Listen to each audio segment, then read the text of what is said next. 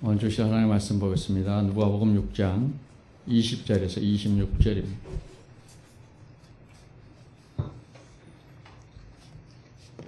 한 절씩 교도하겠습니다.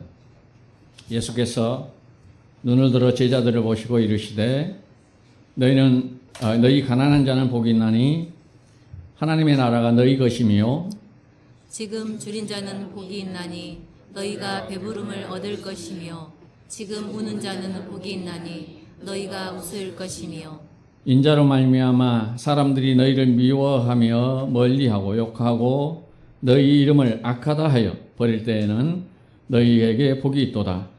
그날에 기뻐하고 뛰놀라 하늘에서 너희 상이 큼이라. 그들의 조상들이 선지자들에게 이와 같이 하였느니라. 그러나 화 있을진저 너희 부요한 자여 너희는 너희의 위로를 이미 받았도다. 화 있을진저 너희 지금 배부른 자여 너희는 줄이리로다. 화 있을진저 너희 지금 웃는 자여 너희가 애통하며 울리로다. 모든 사람이 너희를 칭찬하면 화가 있도다. 그들의 조상들이 거짓 선지자들에게 이와 같이 하였느니라. 아멘.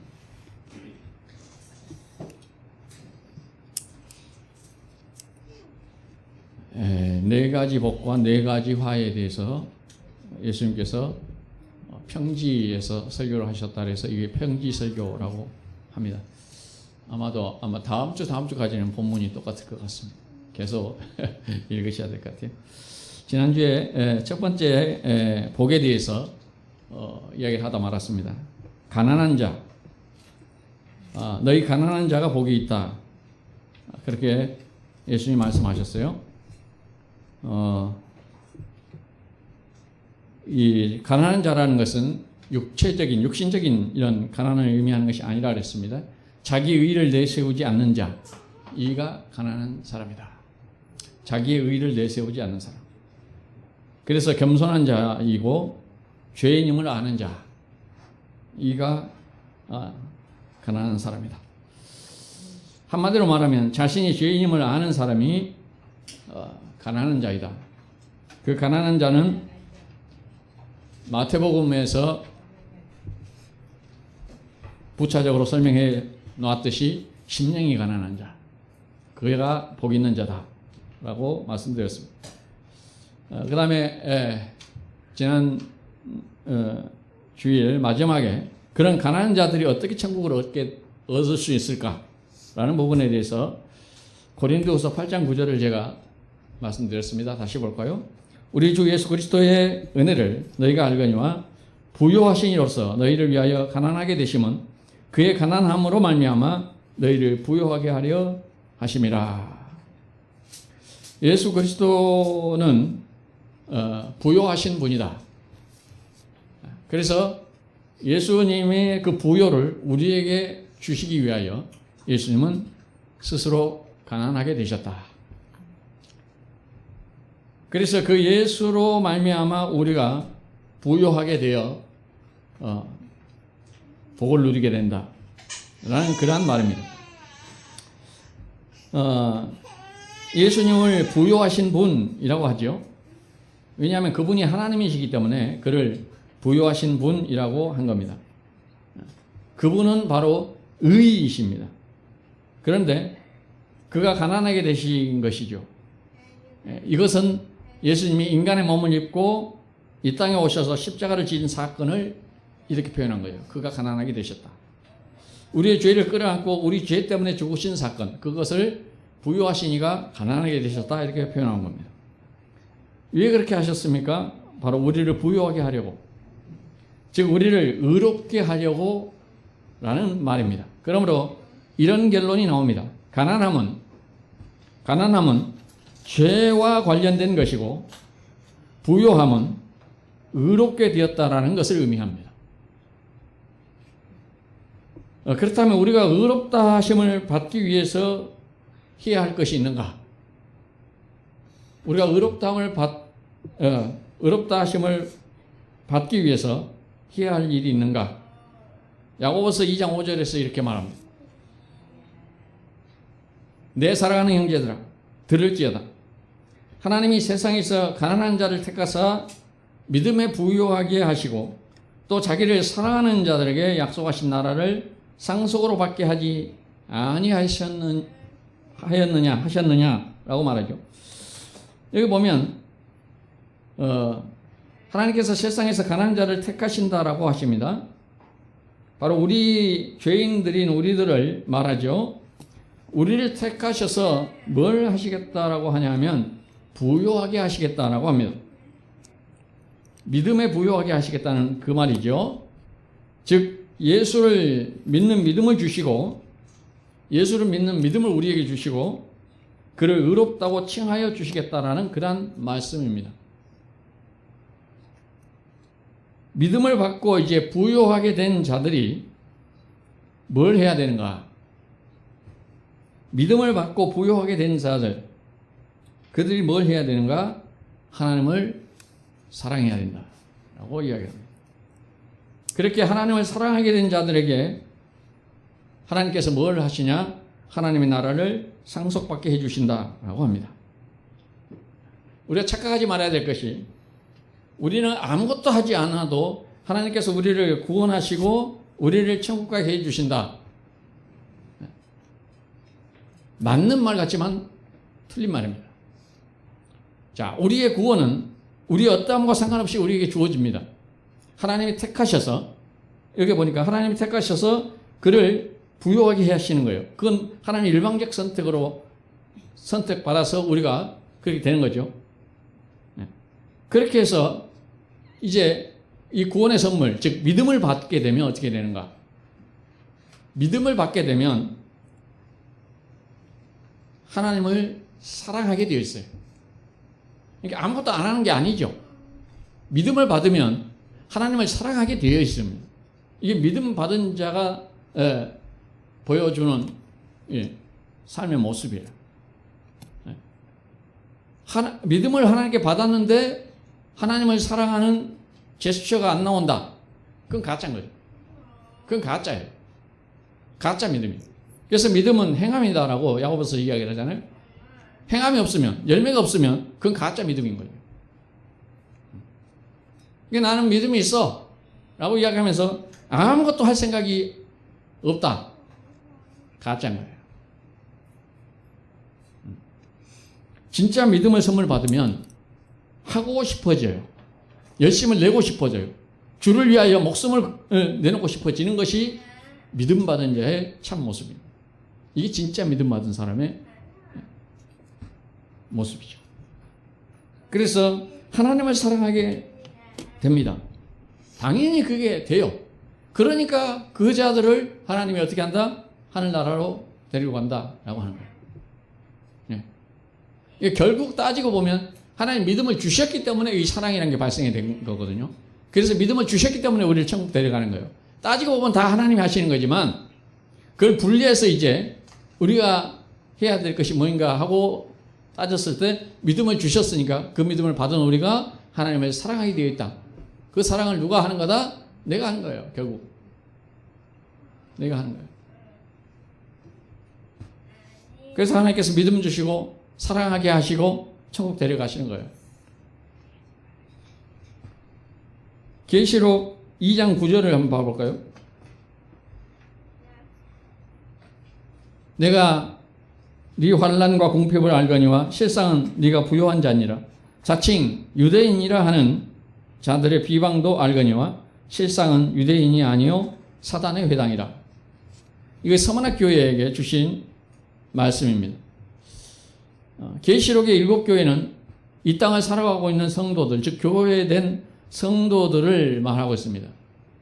우리를 이 7교회를 통하여서 설명해 주고 있는 것이 요한계시록 7교회이죠.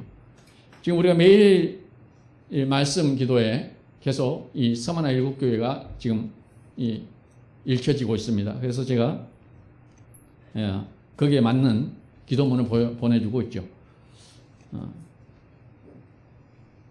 이번 주 제가 수요일하고 주일은 안 보내거든요. 그 이유는 수요일은 수요 예배로 대처를 하고 주일은 주일 예배로 대처를 하기 위해서 일부러 안 보내고 있습니다. 이번 주 주일 것이 두 개 교회가 나오더라고요. 사대교회하고 빌라델비아 교회인가 어느 것이 그 말씀인데 상당히 중요한 부분이긴 합니다. 그래서 오늘은 좀 보낼까? 오후 예배를 안 하니까 일단 생각이 해봐가지고 마음이 동하면 보내고 안 그러면 안 보내고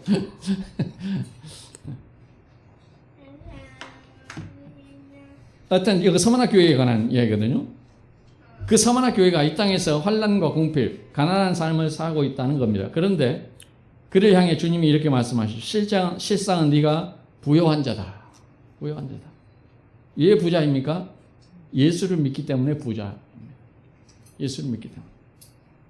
거기에 자칭 유대인이라 하는 자들이 나오죠. 그들이 교회를 비방하고 핍박합니다. 유대인은 하나님의 선택을 받은 참된 백성을 의미합니다. 그런데 여기에 자칭이라고 하는 것은 자기들 스스로 하나님 백성이라고 생각하고 있다는 거죠. 그러나 하나님께서 그들을 뭐라고 규정해 버리냐 하면 사탄의 회당이다 이렇게 규정을 해버립니다.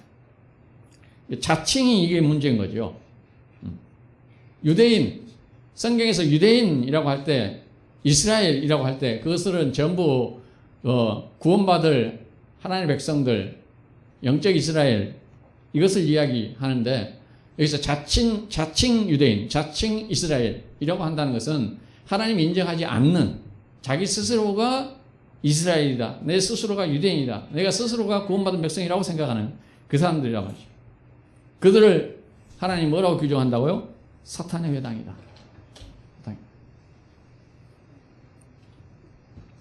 그러므로 자칭과 하나님의 인정이 매우 중요한 갈림길이죠. 즉 자칭 유대인, 자칭 부자, 자칭 이스라엘, 자칭 의인이라고 하면 하나님은 그들을 사탄의 회당이라고 하신다는 말입니다. 그러므로 오늘 본문에 입각하여 자칭 가난한 자들은 그들을 향해 주님은 너희가 복받은 자다라고 하신다는 거예요. 즉 자신이 죄인인 줄을 알고 예수를 믿을 때 의롭게 해 주실 것을 아는 사람들, 그에게 영생을 허락하신다 그 말입니다. 여기서 복은 바로 영생을 의미해요. 복받은 자들아 라고 할 때 그 복이 영생이에요.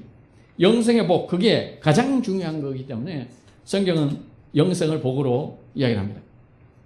그래서 그들에게 무엇을 약속하냐 하면 천국을 약속합니다. 천국이 너희의 것이다. 천국이 너희의 것이다. 주님께서 말씀하시는 가난한 자와 부자를 바로 이해하게 되면 우리가 이 마태복음 19장 23절 24절에 있는 말씀을 이해하는데 이제 상당한 도움이 됩니다. 볼까요? 예수께서 제자들에게 이르시되 내가 진실로 너희에게 이르노니 부자는 천국에 들어가기가 어려우니라. 다시 너희에게 말하노니 낙타가 바늘기로 들어가는 것이 부자가 하나님의 나라에 들어가는 것보다 쉬우니라. 부자가 천국 가기가 정말 어렵다라고 얘기를 하죠. 여기에서 이 부자는 자칭 의인이라고 하는 청년입니다. 자칭 의인. 그 사람을 여기서 지금 부자라고 비유한 거예요. 예수님이. 왜냐하면 실질적으로 그 사람이 돈이 많았어요. 그가 예수님을 찾아와서 어떻게 하면 영생을 얻겠습니까? 라고 물었던 것이죠. 예수께서 그가 물질을 많이 가지고 있고 거기에 가치를 두고 있다는 것을 예수님이 아셨기 때문에 차근차근 접근을 하셔서 그의 본심을 폭로시키기 위해서 이제 예수님이 접근을 하시는 거죠. 그래서 자칭 의인이라고 하는 그 청년에게 네 물질이 많으니까 그 물질을 팔아서 가난한 자에게 줘라 라고 말씀하신 것이죠. 그랬더니 그 청년이 근심하며 돌아가 버립니다. 그 다음에 예수님께서 하신 말씀이 부자가 천국 가기가 어려우니라 라고 하신 거죠.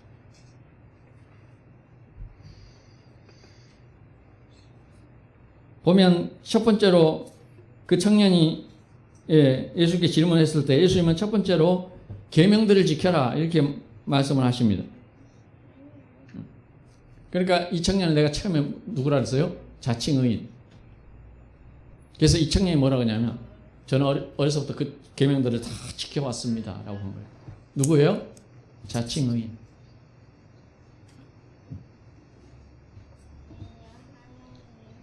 계명들을 다 지켰다면 만약 이 청년이 어려서부터 계명들을 다 지켰다면 계명의 가장 중요한 핵심이 이웃사랑이라는 것을 실천했어야 합니다. 그러나 그 핵심은 빼고 이 청년은 겉으로만 계명을 지키고 자칭 의롭다라고 말한 것이죠. 그래서 주님께서 네 많은 소유를 팔아 가난한 자에게 주고 와서 나를 따르라 라고 하시는 겁니다. 그리고 나서 예수께서 하시는 말씀이 부자가 천국 가기 어렵다. 그러니까 이 부자 청년은 예수를 따르는 것보다 재물을 더 사랑한 사람이고 자칭 의인입니다. 자칭 의인. 이것을 성경이 뭐라고 하냐면 부자라고 해요. 그러니까 누가 천국 가기 어렵다? 자칭 의인. 그가 부자예요. 부자가 천국 가기 어렵다. 그 말이에요.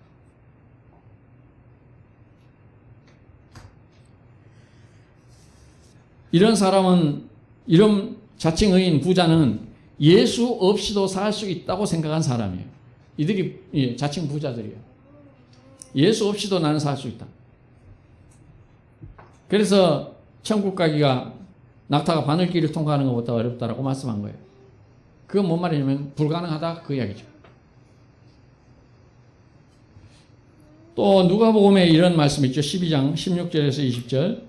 또 비유로 그들에게 말하여 이르시되 한 부자가 그 밭에 소출이 풍성하며 심중에 생각하여 이르되 내 곡식 쌓아둘 곳이 없으니 어찌할까 하고 또 이르되 내가 이렇게 하리라. 내 곡간을 헐고 더 크게 짓고 내 모든 곡식과 물건을 거기에 쌓아두리라. 또 내가 내 영혼에게 이르되 영혼아 여러 해 쓸 물건을 많이 쌓아두었으니 평안히 쉬고 먹고 마시고 즐거워하자 하리라 하되 하나님은 이르시되 어리석은 자여 오늘 밤에 네 영혼을 도로 찾으리니 그러면 네 준비한 것이 누구의 것이 되겠느냐 하셨으니 이 비유 속에는 약간의 희망이 섞여 있습니다. 어떻게 하면 바늘길을 통과할 수도 있겠다라는 희망. 바로 예수 그리스도를 믿는 거죠. 자신을 부인하고 스스로 가난한 자가 되는 겁니다. 심령이 가난한 자가 되는 것. 예수를 믿을 때만이 심령이 가난한 자가 될 수 있습니다. 그러나 여기에 예수님이 말씀한 이 비유로 말씀한 이 부자는 예수 믿을 생각은 전혀 없고 오직 땅의 것에 있는 물질, 그게 이 부자에게는 자기 힘이에요. 자기 힘.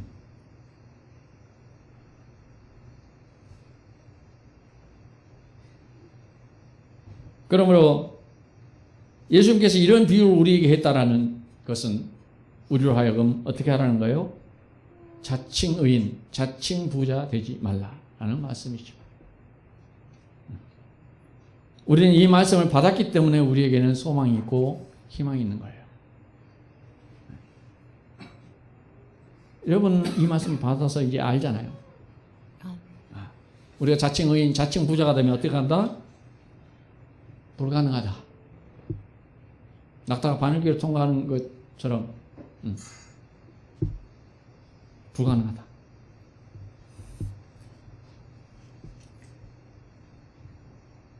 그래서 예수님께서 심령이 가난한 자가 복받은 자라고 하신 거예요. 심령이 가난한 자. 그런 자들의 관심은 이 세상과 이 세상의 것들이 아닌 어디에 관심이 있어요? 오직 예수에 관심이 있어요. 오직 예수에 관심이 있어요. 누가복음 볼까요? 19장 2절. 삭개오라 이름하는 자가 있으니 세리장요 뭐다? 부자라. 이제 성경에서 부자라고 이야기하면 이제 어떻게 이해해야 되는지 아시겠죠? 자칭 의인인 거예요.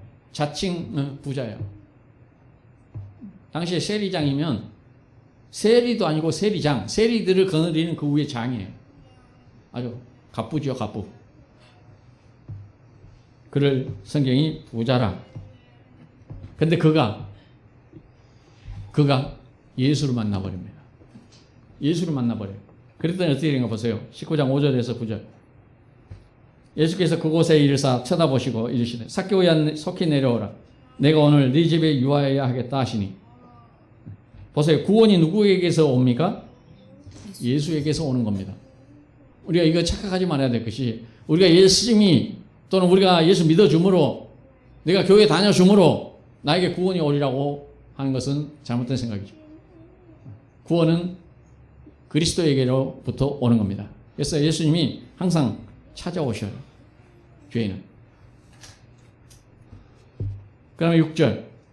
급히 내려와 즐거워하며 영접하거늘 뭇 사람이 보고 수군거려 이르되 제가 죄인의 집에 유하러 들어갔도다 하더라.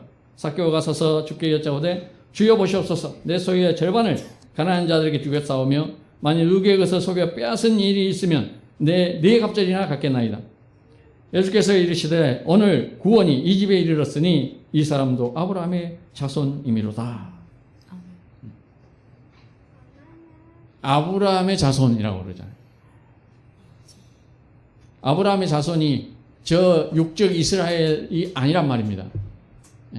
부자를 우리가 그렇게 이해했듯이 아브라함의 자손 할 때 영적 아브라함의 자손으로 이해를 하셔야 되는 거예요.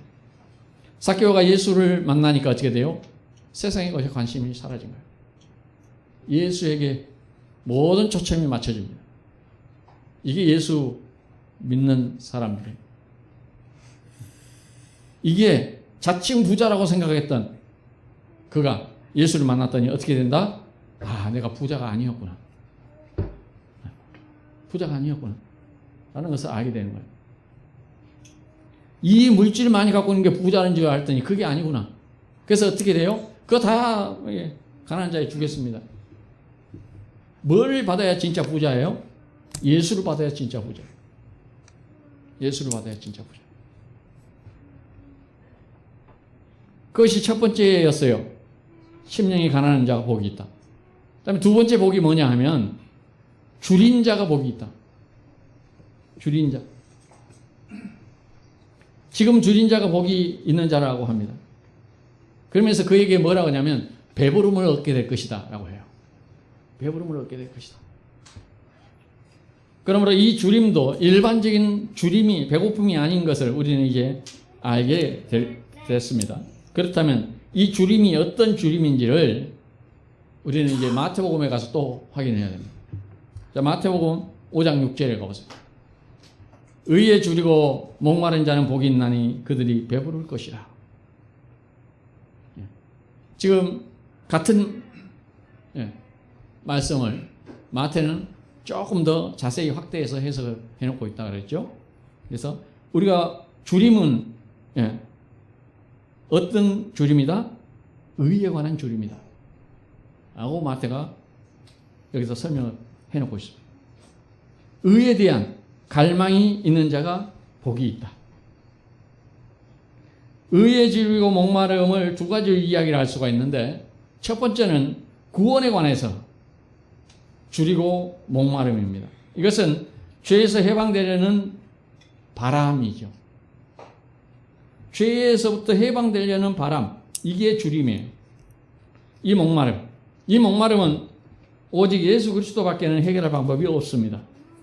의에 줄이고 목말라 쓰러져 버린 자들에게 주님이 찾아와 주시기 때문이에요.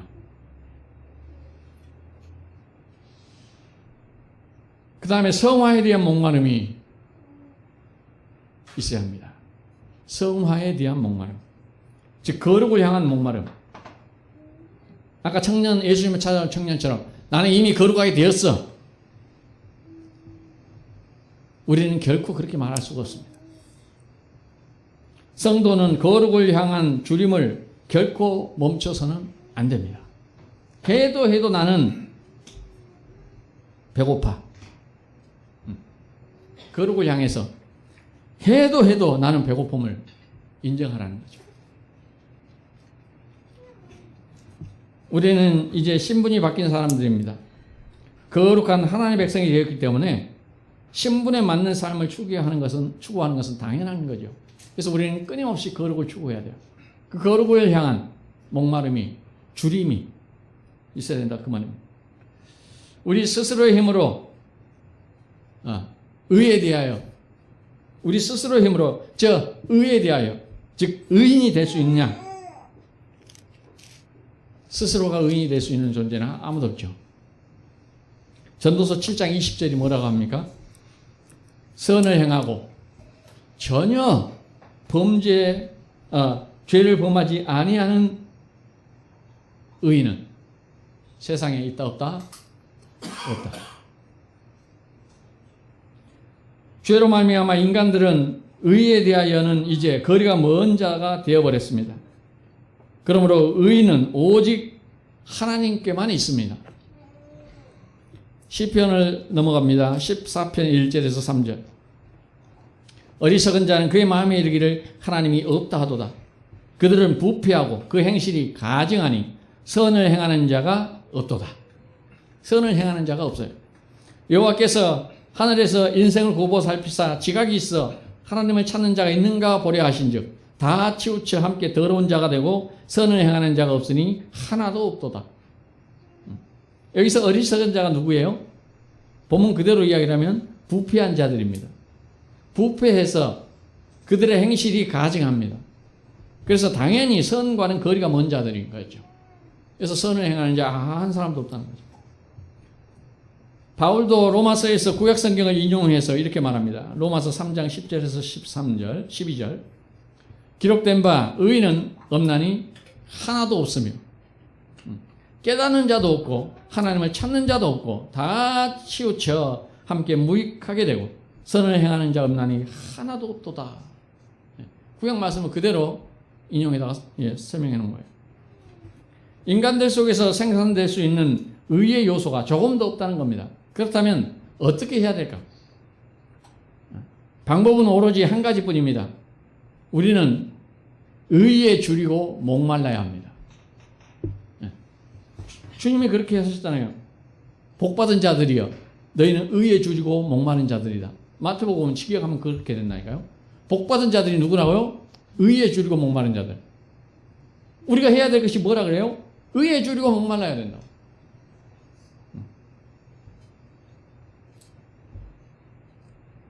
그것을 깨닫게 해주셔야 의에 줄이고 목마른 자가 될 수 있습니다. 그리고 그 사람을 복 있는 자라고 합니다.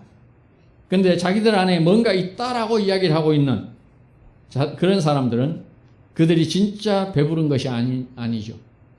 가짜. 그냥 배부른 것처럼 느껴지는 거죠. 하늘의 복과는 상관이 없는 자들입니다.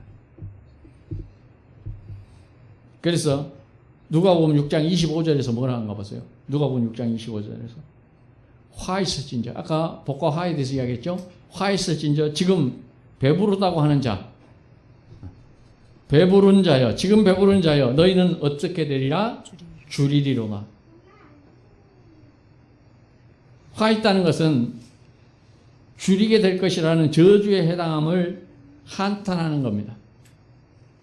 자기의 의로움을 내놓고 스스로 구원에 해당한다고 생각하는 자들을 말합니다. 특히 당시에 율법을 잘 지켜서 스스로 거룩하고 의롭다고 여겼던 유대인들을 말하고 있습니다.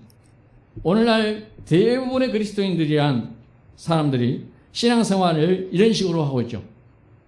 이런 식으로 해요. 말씀대로 살아가라고 하면 말씀대로 살아내는 것이 자기 의로움이 되어버리는 거예요. 그런다고 또 말씀대로 살지 마세요 말할 수도 없잖아요. 목회자가 말씀대로 살라고 이야기를 해야 되는데 말씀대로 살아내세요 라고 했더니 그 열심히 말씀대로 살아내는 것이 자기 의가 되어버려요. 그래서 그걸 비판했더니 뭐라고 하냐면 그러면 내가 아무것도 안 해도 되겠네. 또 이렇게 나와요.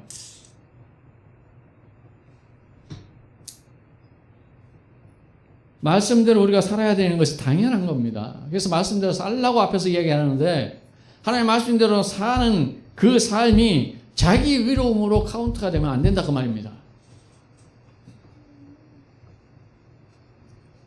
사람들은 그걸 마일리지 쌓듯이 자기 것으로 쌓고 있는 그런 신앙생활, 그렇게 자기 의로 이제 마일리지 쌓듯이 이렇게 자기 의로 싸우면서 신앙생활을 하게 되면 결국 그 사람은 어떻게 되냐면 남을 비난하게 되어 있어요. 남을 비난합니다. 나는 이렇게 했는데, 나는 이 정도 했는데 너는 왜 그 정도냐 이렇게 돼요. 그래서 성경이 자기 의로 쌓지 말라고 이야기를 하는 거예요. 누구 생각해서? 나 생각해서. 성경이 나 생각해서.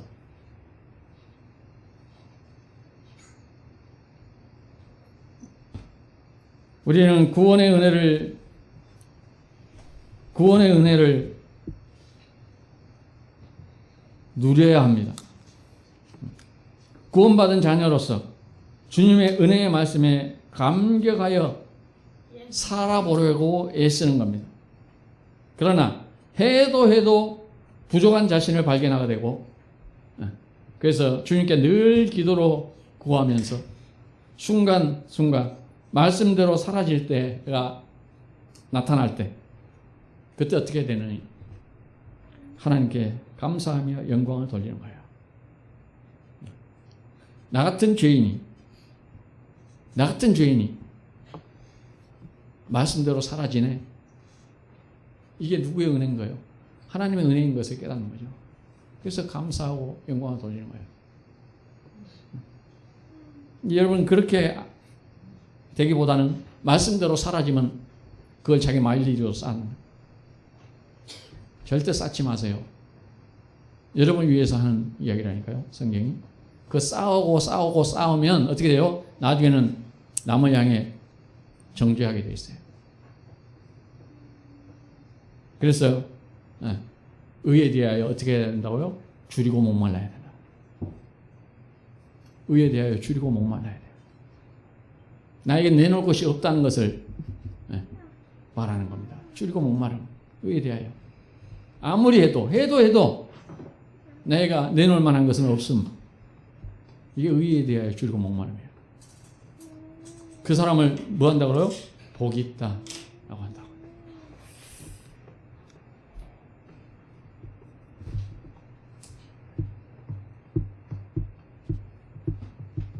그래서 구원에 대하여 또 거룩에 대하여 줄인 자들임을 깨닫고 사는 것, 그게 복입니다. 이 목마름을 해결할 수 있는 분은 오직 예수 그리스도로 가는 거예요. 예수 그리스도에게로 가는 거예요. 그래야만이 이제 우리의 그 목마름을 예수 그리스도께서 채워주셔서 우리를 구원받은 백성 되게 해주신다 그 말입니다. 아멘. 이사야 55장 1절 보세요. 오호라 너희 모든 목마른 자들아 물로 나아오라. 돈 없는 자도 오라. 너희는 와서 사 먹되 돈 없이 값없이 와서 포도주와 젖을 사라. 오라 너희 목마른 자들아 물로 나아오라. 이 말씀이 와 닿아야 됩니다. 뭐에 대해서 목마른 자들이에요? 의에 대해 목마른 자들. 그들에게 말하는 거예요. 이사야서에서. 우리는 이 땅을 사는 동안 오직 한 가지의 목표를 두고 살아야 하는 사람들입니다. 그것은 왜 예수가 주이시며 왜 그리스도여야 하는가? 왜 나는 예수가 아니면 죽은 자인가? 왜 나는 예수를 믿지 않으면 없음에 불과한가? 이걸 우리는 배우는 사람. 그게 곧 의에 줄이고 목마른 자들입니다. 성경은 분명하게 하나님의 의와 자기의 의를 구분해 놓고 있습니다. 로마서 10장 3절 보세요. 로마서 10장 3절. 하나님의 의를 모르고 자기 의를 세우려고 힘써 하나님의 의에 복종하지 아니하였느니라. 여기 나오죠. 하나님의 의와 자기 의가 등장을 하죠. 자기 의를 세우는 사람은 어떻게 돼요? 힘써 하나님의 의에 복종하지 않아요. 이 사람이 자기 의를 내세우는 사람이에요.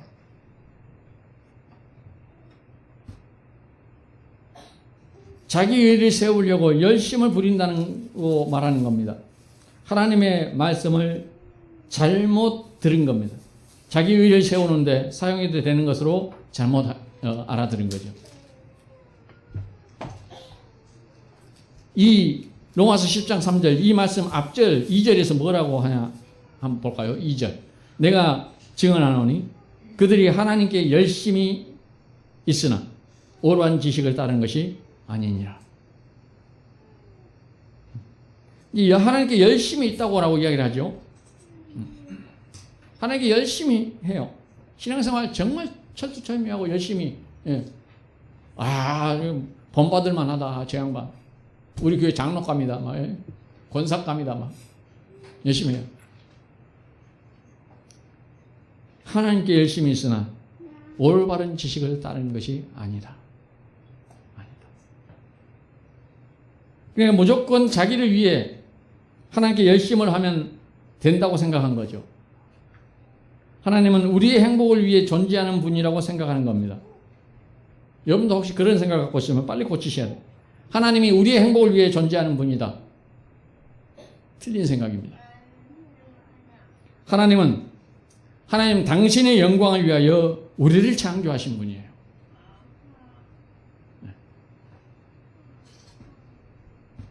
그래서 우리가 하나님의 영광을 위해 존재하는 거지 하나님이 우리를 위해 존재하신 분이 아니라 말이에요. 그런데 인간들이 자기가 의롭다고 자랑하고 싶어서 안달이 나 있습니다. 하나님께서 인간을 창조하실 때에 자기 의를 내세우라고 창조하는 것이 아니라는 것을 알면 그렇게 자랑질을 하면 안 되는 것이죠. 자기 자랑하고 싶어서 하나님을 배신하는 것이 인류 최초의 범죄였죠. 인간들이 아무리 열심을 내도 자랑할 것은 더러운 옷뿐입니다. 인간들이 아무리 열심을 내도 하나님 보실 때 그것은 전부 뭐다? 더러운 옷에 불과하다. 그 말이에요. 이사야 64장 6절 7절이 말합니다. 무릇 그 위에 이사야 64장. 예. 무릇 우리는 다 부정한 자 같아서 뭐 어떤 자요? 다 부정한 자 같아서 우리의 의는 뭐라래요? 다 더러운 옷 같으며 우리는 다 잎사귀 같이 시들므로 우리의 죄악이 바람같이 우리를 몰아가나이다. 주의 이름을 부르는 자가 없으며 스스로 분발하여 주를 붙잡는 자가 없사오니 이는 주께서 우리에게 얼굴을 숨기시며 우리의 죄악으로 말미암아 우리가 소멸되게 하셨음이니이다. 우리는 다 부정한 자들입니다. 하나님께서 인간들을 보시는 평가예요. 인간들을 보시는 평가예요. 아무리 열심을 내도 내놓을 것은 더러운 옷에 불과합니다. 그러니 네가 뭘 얼마나 했다고 자랑할 것이 없다라는 뜻입니다. 여기서 말하죠. 우리는 다 잎사귀 같이 시든다라고 말합니다. 다 잎사귀 같이 시든다. 이게 무슨 말이에요? 아담과 하와가 범죄하고 나서 자기들의 죄, 부끄러움, 벗었음을 알고 무화과나무 잎을 엮어서 치마를 만들었습니다. 그게 어떻게 될까요? 시간이 지나면 잎사귀는 다 시들고 없어집니다. 그 이야기예요. 그렇게 고작 남은 잎사귀로 치마를 엮어서 자기의 죄악을 가리는 것이 바로 우리가 내놓을 수 있는 최선이다 그 말이에요. 그래서 다 더러운 옷이다라고 이야기한 거예요. 아담과 하와가 만들어서 입었던 그 무화과나무 잎 옷. 너희들 내놓을 수 있는 건 그것뿐이야. 그게 얼마나 가겠니? 다 바람에 부서져 없어질 것이다 그 말입니다. 그래서 우리에게 너희가 내놓을 수 있는 것은 무엇뿐이 없다? 더러운 옷뿐이 없다라고 말하는 거예요.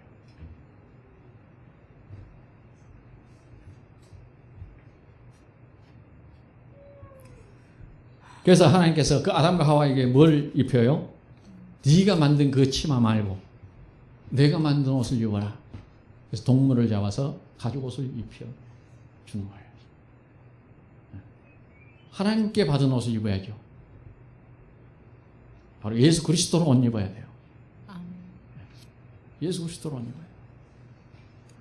여러분이 만든 옷, 여러분이 내놓을 수 있는 의, 여러분의 어떠함, 그거 내놓지 말고 그건 다 바람이 날릴 것들이라니까요. 더러운 옷이에요. 더러운 옷.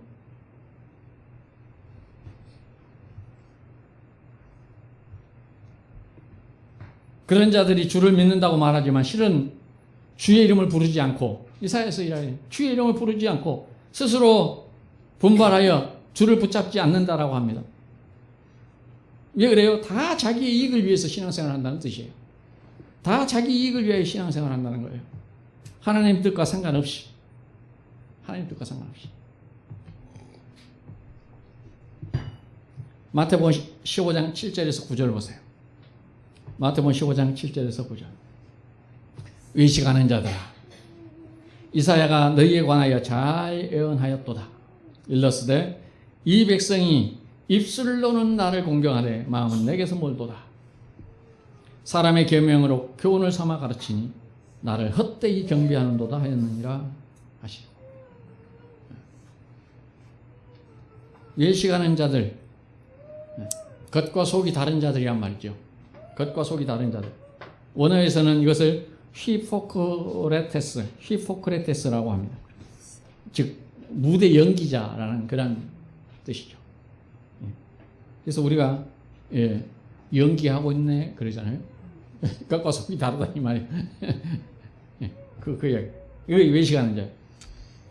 뭐라 그래요? 입술은 나를 공경하고 떠드는데 마음은 내게서 멀도다. 우리의 정곡을 찌르는 말씀 같지 않아요? 사람의 계명으로 교훈을 삼아 가르친다라고 합니다. 이건 인간 자신의 방법에 의해 인본주의적인 발상에 따라서 하나님을 섬기는 것을 말합니다. 한마디로 하나님의 절대적 권위를 무시한 채 아무리 우리가 외형적으로 화려하고 아름다운 경배를 드린다 하더라도 모두가 헛될 뿐이라는 이야기입니다.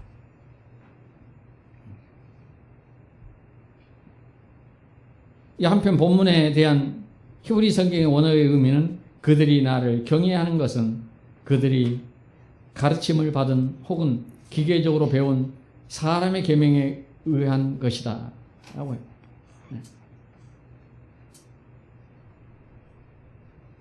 그들이 나를 경외하는 것은 뭘로 하고 있다? 기계적으로 배운. 여러분 예배를 혹시 그렇게 하고 있지 않나요? 기계적으로 배운.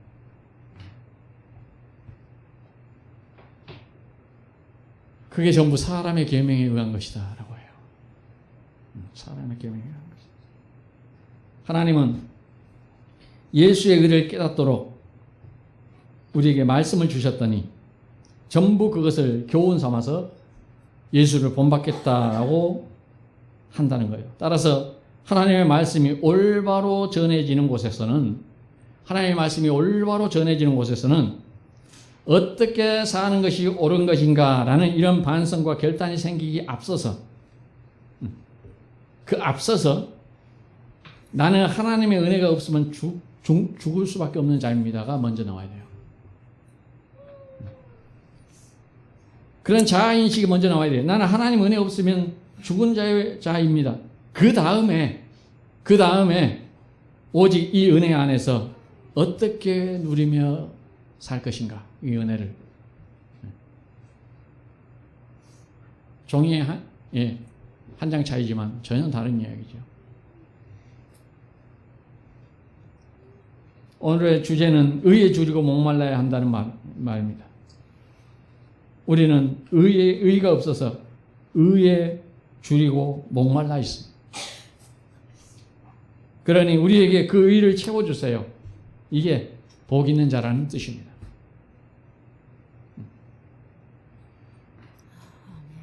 의는 아까 구원과 거룩이라 그랬죠. 그 의는 오직 예수님만 갖고 계신 거예요. 그것은 예수님 자체가 바로 의이세요. 베드로전서 3장 18절 그리스도께서도 단번에 죄를 위하여 죽으사 의인으로서 불의한 자를 대신하셨으니 이는 우리를 하나님 앞으로 인도하려 하심이라. 육체로는 죽임을 당하시고 영으로는 살리심을 받으셨으니 예수님이 누구라 하면 의인으로서 그분만이 의가 되신다는 말씀이에요. 예수님만이 의예요. 고린도전서 1장 30절에도 나옵니다. 너희는 하나님으로부터 나와서 그리스도 예수 안에 있고 예수는 하나님으로부터 나와서 우리에게 지혜와 뭐가 되시고 의로움과 거룩함과 구원함이 되셨으니 네. 전부 뭐 지혜와 의로움과 거룩함, 구원 누구에게 있어요? 예수님께 있어요. 예수님의 거예요. 고유 권한이에요. 이런 것들이 우리에게 없기 때문에 예수께서 우리와 신비한 연합을 통하여 당신에게 있는 이런 것들을 우리에게 전가시켜 준 거란 말이에요. 전가시켜 준 거예요. 그러므로 결론은 우리에게 의가 전혀 발생될 수도 없고 우리에게는 의라는 것은 전혀 없다는 거예요. 없어요. 고로 의에 줄이고 목말라야 한다는 것은 내 안에는 하나님이 요구하시는 의가 전혀 없다는 것을 바로 인식한 자가 하나님이 준비한 그 의인 예수 그리스도 그를 붙들게 되는 거예요. 그가 복 있는 사람인 거예요. 그가 복 있는 사람. 그래서 우리는 이 예수, 이 의 없으면 나는 목말라 죽습니다. 하고 끊임없이 예수를 붙들고 있어야 돼야 합니다. 그러기 위해서는 우리는 끊임없이 뭐 해야 돼요? 의에 대하여 줄이고 목말라야 돼. 그래야 예수 없으면 죽습니다 하고 예수를 붙들겠죠.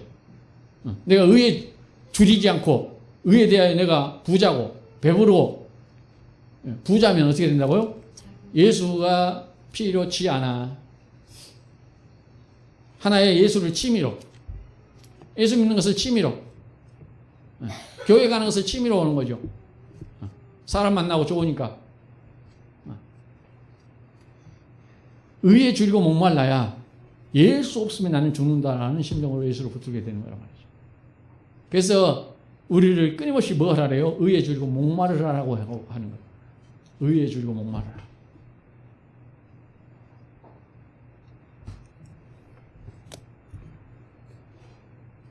시간이 돼서 마치겠습니다. 기도합시다. 주님 감사합니다. 우리는 의에 대하여 줄이고 목마른 자가 되어야 합니다. 그걸 인정해야 됩니다. 그럴 때에 그 의이신 예수 그리스도를 목숨을 다해 붙들 수 있습니다. 그런 자들을 향하여 주님이 너희에게 복이 있다라고 하셨습니다. 즉 구원이 있다는 말입니다. 영생이 있다는 말입니다. 우리가 의에 줄이고 목마른 자로 늘 그 영생이신 구원이신 거룩이신 예수를 붙들게 하여 주시옵소서. 예수님의 이름으로 기도합니다.